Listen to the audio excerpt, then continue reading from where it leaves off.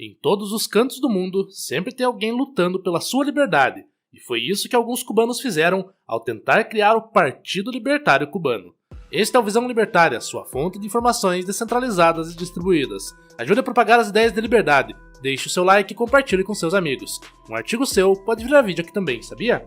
Este artigo foi escrito por Tom Félix, revisado por JJ Liber e narrado por Gordinho Caipira. Em 7 de maio de 2017, após a perseguição de vários libertários cubanos na época pelo ainda vigente regime comunista, um grupo de ativistas determinados em Havana uniu-se e criou um partido político libertário, nomeado em homenagem ao pai fundador de Cuba, que morreu na Guerra de Independência contra a Espanha. Essa cadeia de eventos começou quando 2 libertários foram presos pelo crime horrendo de se reunirem em uma casa privada para ler livros e discutir sobre o Estado mínimo e livre mercado. Enquanto isso, Ubaldo Herrera Hernández e Manuel Velázquez Vicea, associados ao Instituto Mises de Cuba e à Biblioteca Libertária Benjamin Franklin, foram ameaçados por agentes de segurança do Estado vestidos como civis. Esses agentes retornaram à noite com a Polícia Nacional Revolucionária para prender os 2 libertários sob a falsa acusação de tentativa de assalto. Ambos permaneceram encarcerados na prisão laboral de Melena del Sur, enfrentando acusações de distribuição de propaganda estrangeira.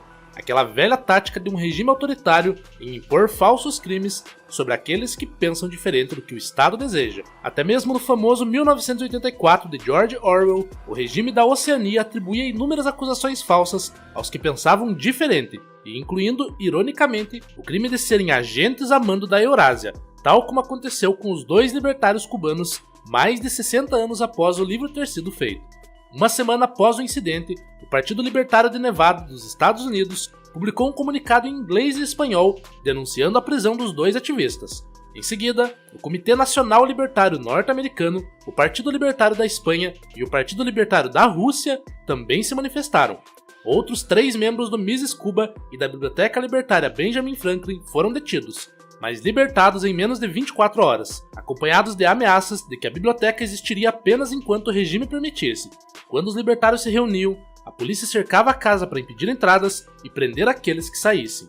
A biblioteca libertária deles funcionava numa rede física descentralizada, na qual várias pessoas tinham um livro em sua casa e quem quisesse ler aquele livro poderia ir até a casa de outro membro para ler, com tudo funcionando de maneira mútua e voluntária. Mas é claro que o Estado iria querer impedir ações pacíficas entre pessoas, constantemente assediados pela polícia estatal cubana, e cientes de que novas prisões ocorreriam, os libertários de Havana decidiram dobrar a aposta e elevar o nível de sua dissidência pacífica, fundando o Partido Libertário Cubano José Martí. O partido estruturou-se em 3 frentes: o Partido para Ação Política e Candidaturas Eleitorais, o Instituto Mises Cuba para Pesquisa e Educação Econômica e a Biblioteca Libertária Benjamin Franklin, uma biblioteca funcional que sediava reuniões e grupos de estudo. Para serem eficazes e superarem os desafios impostos pelo regime, os libertários cubanos buscaram apoio financeiro estrangeiro. Os doadores poderiam doar por meio do PayPal ou entrar em contato diretamente com o Partido Libertário de Nevada ou para a carteira de Bitcoin dos libertários cubanos voltada ao ativismo popular. Os libertários e simpatizantes libertários conhecidos que estavam presos eram Ubaldo Herrera Hernández, Manuel Velázquez Vicea, René Ronco Machín, Rolando Guerra, Roser Ayala Garcia e Rafael Averof Rodrigues.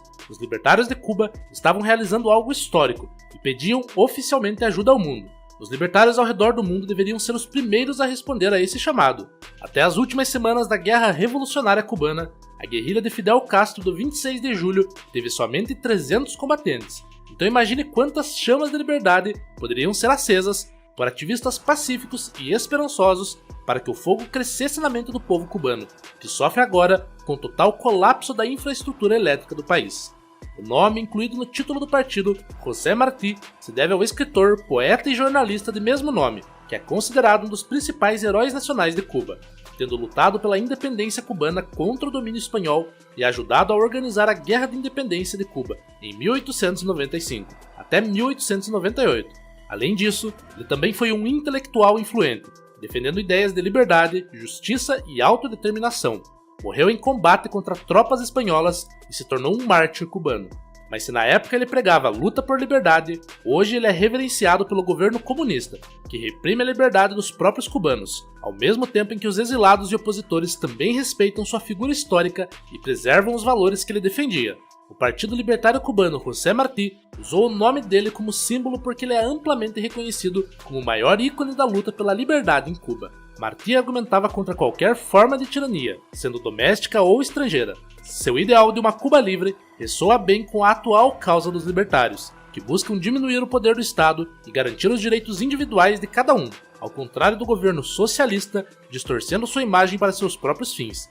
Obviamente, o regime cubano não reconhece oficialmente partidos de oposição e qualquer atividade política dissidente é reprimida com força.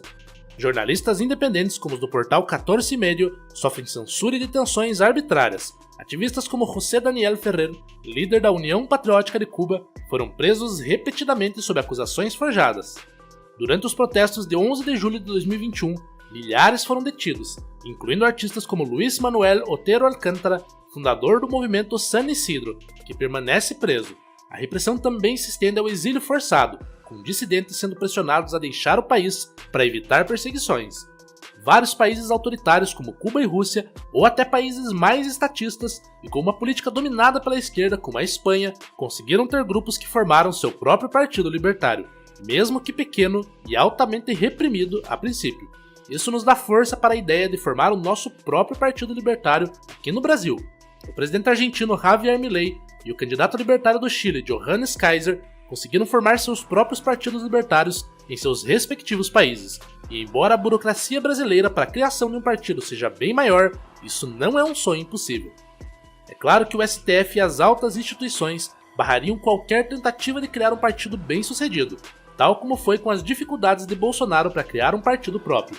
Isso também foi refletido de maneira oposta, no qual o antigo MBL, liderado por Arthur Duval e Renan Santos, está agora facilmente conseguindo criar seu próprio partido, mesmo não conseguindo nada relevante nas eleições recentes e sendo odiado por toda a direita. Na prática, eles serão usados apenas como oposição fraca e controlada para servir de alternativa à extrema-direita bolsonarista, ganhando poucos votos e não ameaçando o status quo da coalizão do PT e dos partidos de centro no poder. Um partido libertário brasileiro funcionando como um movimento de adesão voluntária poderia funcionar e ajudar a eleger pessoas para reduzir o Estado brasileiro, mesmo não sendo reconhecido oficialmente como um partido propriamente dito. A luta contra o Leviatã não é fácil, mas os últimos anos mostram que os libertários têm sim espaço na política, mesmo em países anteriormente dominados completamente pelo estatismo e pelo esquerdismo universitário. As pessoas naturalmente perdem o interesse em falsas promessas dos socialistas para quererem seguir aqueles que propõem menos interferência na vida deles, mais liberdade e uma economia realmente estável, não uma economia mantida artificialmente por subsídios do Estado e prestes a colapsar. Obrigado pela audiência, este é um canal colaborativo, participe você também. Cadastre-se agora mesmo no nosso site visãolibertaria.com e envie os seus artigos por lá. Os colaboradores recebem recompensas em Bitcoin. Inscreva-se no canal e clique no botão da campainha para ser avisado de novos vídeos. Até a próxima!